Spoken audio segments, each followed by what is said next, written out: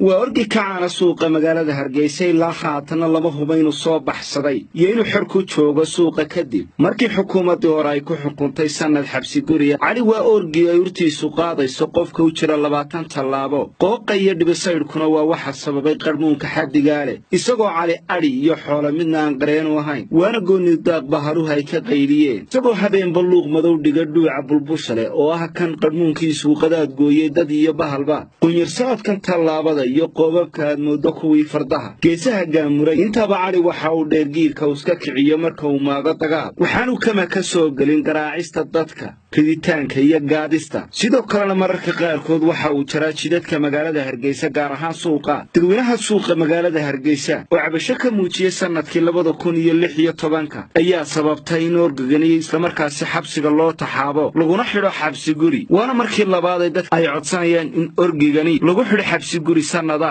aragtay inuu gacan ka jibiyay waan sheegay mar intuu dad uu dilay leeyri maxkamad jal ku xukunto dhowr sano guriga ku xidhnaa way marka orga loo yaqaano inta badan dadku kuma safaadaan hawshiisa iska wata suuqana iska dhaxqaadaa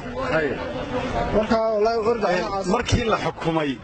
daawadayaal saan la sheegay orgigani wuxuu geystay dhibaatooyin buu geystay maxkamadda la geeyay intaas waxa ka dhacday magaalada Hargeysa imisa la xukumay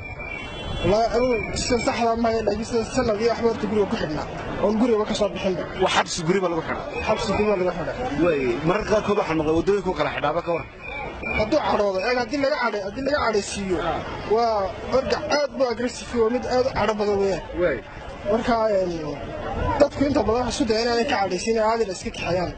مدة كلام أرجع قرمنو ماشي وضد ما كرم لسان وضد خيري واحد قلت أنا حد orgigan inta badan halkuu jooga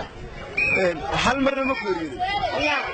hal marna ma ku yiriyo ma ku yiriyo ay wax ma ku yara ay maxaad u taqaanaa orgigan de calooraaya Ilyas bal wadada iyo calooraaya sidaasii والله نكا عيورايا لا خاطيه من كتاغن waxaan marar badan isweydiinay ninka mar walba jidooyinta taagan yaa ku shaqay cidi ku shaqahay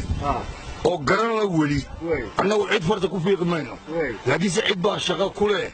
cid baa la orgiga sameeyay orgiga ma cid baa leh laakiin cid guud ee shaqo ku leh amba qaban leh amba xasbi u diray amba xidhi lahayd amba ninka musaafiriin leey waan wali isweydiinaynaa dadweynuhu صح يا نقاسي تشجعينه بكتير أمر كذا dadka hadday dumartay qofkii waxba ogeyn oo sii socda ayuu kaga gowsiinaya inta afooyinta goosatay tira male marka waxaan leenahay de ilaahay uu naga qabo cidii shaqada ku lahay ma arkayse ilaahay uu naga qabaa aad isku soo wada xoriyada xukuumadii hore Axmed Maxamed Maxamuud Silaanyo ay orgigana u dirtay xabsi hal sano isla markaasina dib loo soo daayay ayaa dadweynuhu waxay mar labaad codsanayaan in orgigana xabsiga loo taxaabo cali uraayo gabi ahaanba wuxuu kala xidhay wadooyinka isagoo isla markaasi ay ka shaqayn kari wayn traafikada magaalada Hargeysa Axmed Maxamed Maxamuud Axmed Koobi TV SBS